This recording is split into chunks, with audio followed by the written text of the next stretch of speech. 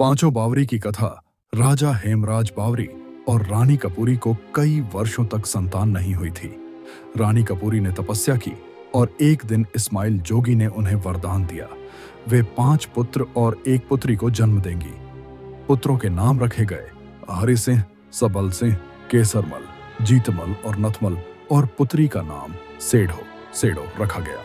एक कथा में उन्हें 5 बावरियां कहा जाता है जो जनहित और कल्याण के लिए आए थे। इस दौरान सबल सिंह और केसरमल ने शिकार के दौरान माता मनसा देवी के प्रति अवज्ञा की। उनकी मन्नत पूरी न होने पर उन्होंने मंदिर के मुकुट को उतारने का प्रयास किया, जिसके कारण माता ने उन्हें पत्थर बना दिया। बाद में हरि सिंह ने माता से क्षमा मांगी और उन्होंने सभी भाइयों को माफ कर पुनर्जीवित किया। साथ ही 5 बावरियों को माता मनसा और माता काली से 64 जोगनी की शक्ति प्रदान की।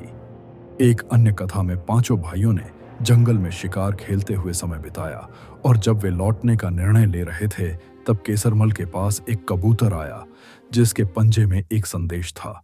संदेश में लिखा था कि शमकोर नामक हिंदू कन्या को मुगल पठान बादशाह नौरंग शाह ने कैद कर रखा है।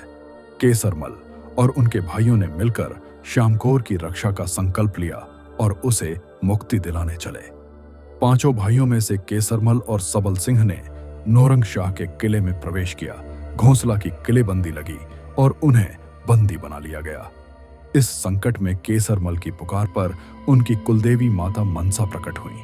उनके कृपापूर्ण हस्तक्षेप से सबल सिंह मुक्त हो गए और सभी मिलकर श्यामकोर की रक्षा कर उसे धर्म बहन बनाए। इसके बाद लौटते समय उन्होंने देखा कि उनका राज्य भूकंप के कारण तहस नहस हो गया है। लाशों के ढेर, बर्बादी का दृश्य देखकर वे स्तब्ध रह गए। तब सेठो और राजदेह ताई के साथ वे दूर चल पड़े। इस दौरान वे हरियाणा की ओर आए और एक स्थान पर रात बिताने की स्थिति बनी। भूखे प्यासे वे काली माता के मंदिर के पास रुके। भूख से व्याकुल केसरमल और सबल सिंह ने सोने का छत्र मुकुट मंदिर से हटाने का विचार किया। जैसे ही उन्होंने छत्र छूने का प्रयास किया, वहां भयंकर आंधी, तूफान और बिजली चमकी। माता काली का क्रूर रूप प्रकट हो गया। माता काली ने पूछा, तुम कौन हो कि मेरा छत्र ले जाना चाहते हो? भाइयों ने अपनी मजबूरी बताई। भूख का इलाज यही था। जब माता काली ने उनकी मजबूरी समझी तो उन्होंने प्रस्ताव रखा, यदि आप छत्र वापस कर देंगे तो हम आपसे वचन लेते हैं कि जनहित के लिए 64 जोगनी शक्ति का उपयोग करेंगे। यह वचन सुनकर माता उनकी निष्ठा देखकर प्रसन्न हुई और उन दोनों भाइयों को 64 जोगनी शक्ति प्रदान की।